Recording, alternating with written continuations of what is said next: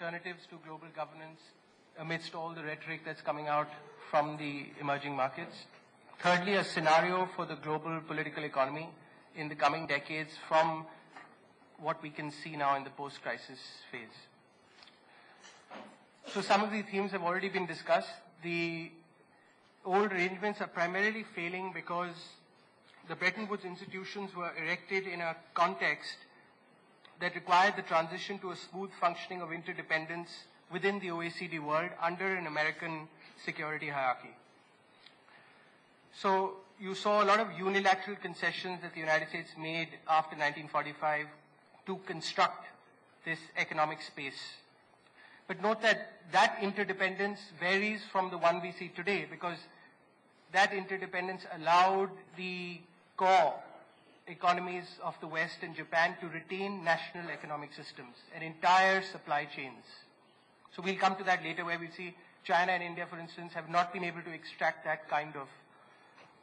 Second aspect has been that globalization has gone beyond the state, and you've seen this fragmentation after the end of the Cold War, where industrial systems have been sliced up and broken down, and countries across the international political economy have been given niche positions into this.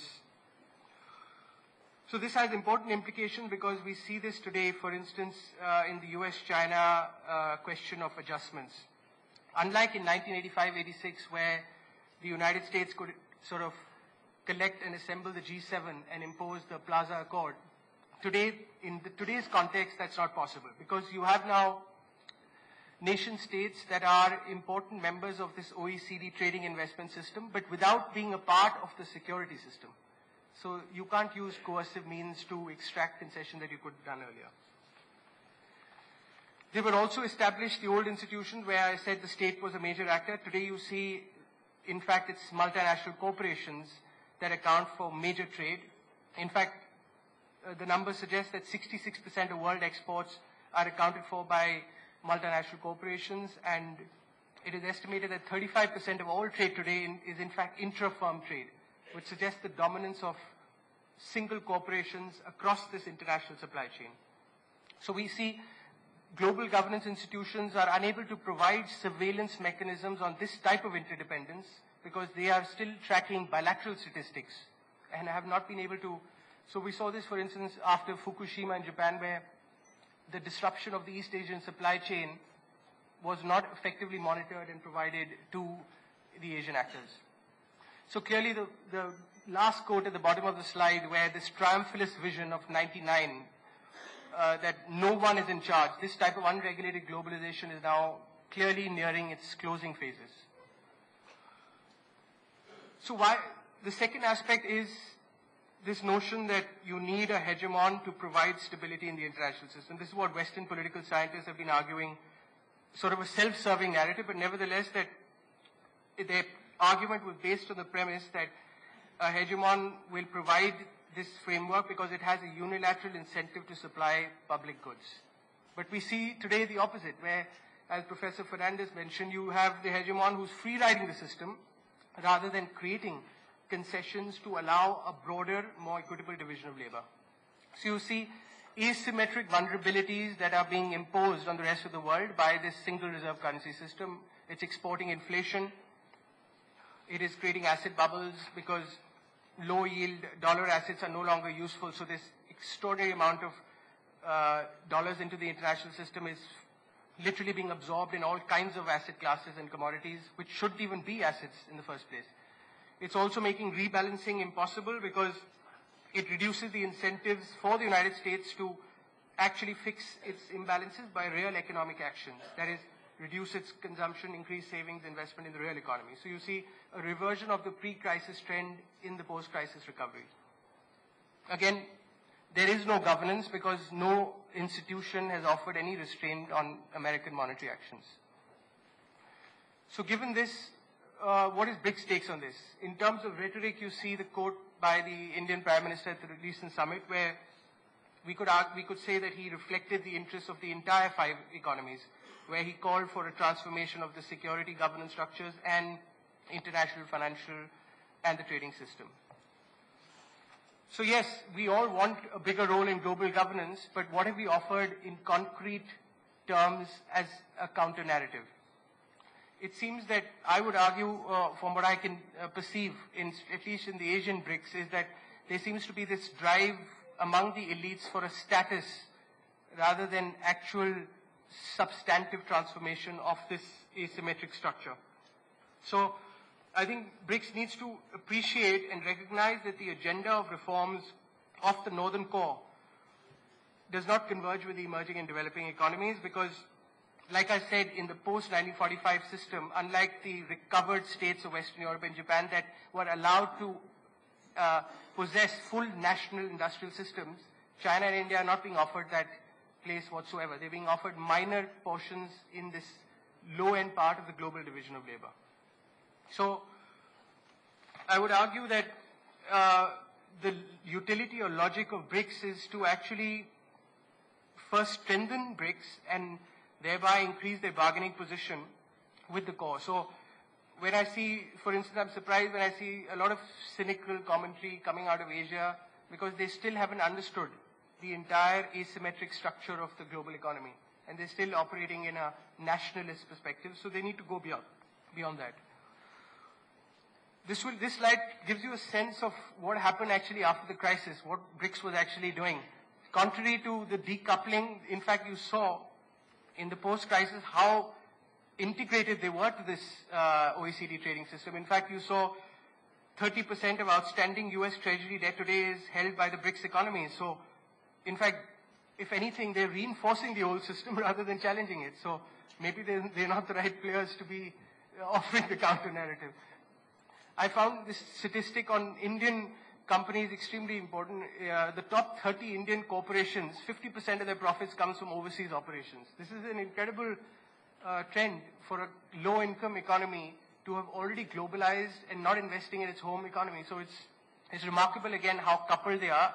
And you reconcile this with the preferences of the elites to actually want more policy space. So what did they do? They pretty much had to mirror the monetary expansion of the United States. China led the field where it pumped in $1.4 trillion in 2009 and $1 trillion in 2010. You see the rise in Chinese money supply, M2 figure, which is a broader figure, is growing at 20% per year, which is amongst the highest rates of money supply in the world today. So they are clearly not rebalancing, but merely, in a way, are mirroring what the Fed is doing and keeping their currencies subordinated to the dollar.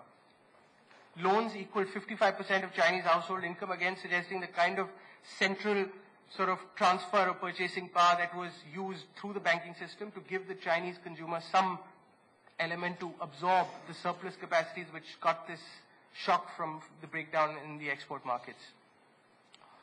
But like it was mentioned by some earlier panelists in earlier sessions, all this monetary expansion is producing inflation and asset bubbles in the economy, so it's not a sustainable model to continue. It can only last until the time that export markets recover or we start rebalancing. So focus clearly was on tactical issues rather than structural rebalancing of the system. So the question that we can ask is, are BRICS in a way in a dollar trap? It seems that they have to keep accumulating dollars to protect the value of their old dollars. They have to use it for self-insurance, to preserve the value of their reserve assets, and to finance their export markets in the West. So if we want to get into the structural argument, it is that an argument against the single reserve currency is that it creates the logic of an incentive for over-absorption in the North, that is, consumption exceeding income, and under-absorption in the South, the emerging economies, where production is exceeding consumption. So this unsustainable cycle can only be broken if the financial dominance of the US dollar does not remain the exclusive mechanism to access commodities, natural resources, or even maintaining national purchasing power for these local regional economies. So in fact, exchanging real wealth for what is essentially depreciating paper, as even mainstream Western economists today have pretty much conceded that it is going to decline, it's a very illogical proposition. In fact, if we step away from the elite circles, and the Indian and Chinese laborer today cannot be faulted for wondering why his savings are not being reinvested in productive capital or social infrastructure in the home economy, but are being recycled to pretty much fuel Western profligacy. So this is something where, but we are yet to see the elites face this pressure from within, and they are very gradual in terms of how they're responding to this. So the argument that North is offering to BRICS today is accept the burden for rebalancing, but within a monopoly financial structure that will not empower you in the long run. So this is why we don't actually see any movement on the G20, because China does not find any interest whatsoever in bailing out the US economy by letting its exchange rate appreciate, because it's not being allowed to create its convertible currency. So given the crisis, I'll close with a scenario in the next decade. 2020 is just a number. You could make it 2025. I'm arguing that pressures for regionalization are going to increase. We are nearing the closing stages of the present phase of globalization, which we've seen has perpetually created imbalances. So the deficits of the West, it can be argued, will not be able to absorb the surpluses of the East with its oversized export-oriented manufacturing infrastructure, which itself, must be noted, was created by the northern multinational corporations themselves. So pressures for regionalization are going to increase for structural reasons, not because those economies want to rebalance, but because the United States' role as global consumer will face a secular decline in the coming decade. If you look at the statistics, since 1990, for 2 decades, the United States has accounted for 33% of growth in global private consumption. Even in the last decades, within its own GDP structure, personal consumption accounted for 77% of real US GDP growth. So this is something which I think they've exhausted the type of growth model. And in terms of indebtedness, I'm going to show you some charts where it's extraordinary the kind of debt the entire US economy, all sectors, from the government, households, financial and non-financial. On the eve of the crisis, you had a total debt burden of 370% of GDP. Even in 2010, we have actually not seen any deleveraging, and you're still looking at $52 trillion of total debt. And here, we should note that the United States, there's no distinction between domestic and international debt. Everyone holds dollar debt, so you have this, again, this asymmetry where they have this privilege with other economies don't have, where they can pretty much keep on printing their way out and servicing new debt by printing money from the old.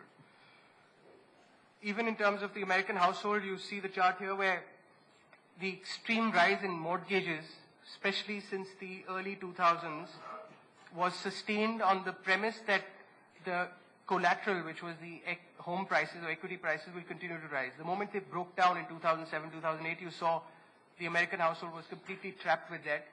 And today he is struggling to pay back, or he's barely even begun that process. So you see, even household debt to disposable income today is 125%. And it was 135 at the peak of the crisis. So it's barely changed. So deleveraging has not occurred.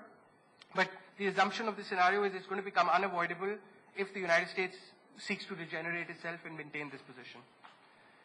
So the logical reciprocal question is, what happens to the Asian production infrastructure given that they're not going to find this kind of endless pit of a Western consumer?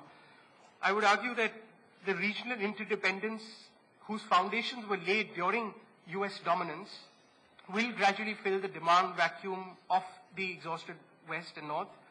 You will see a gradual process of involuntary regionalization, because clearly these economies voluntarily do not want to rebalance, so they're going to have to be forced structurally to ultimately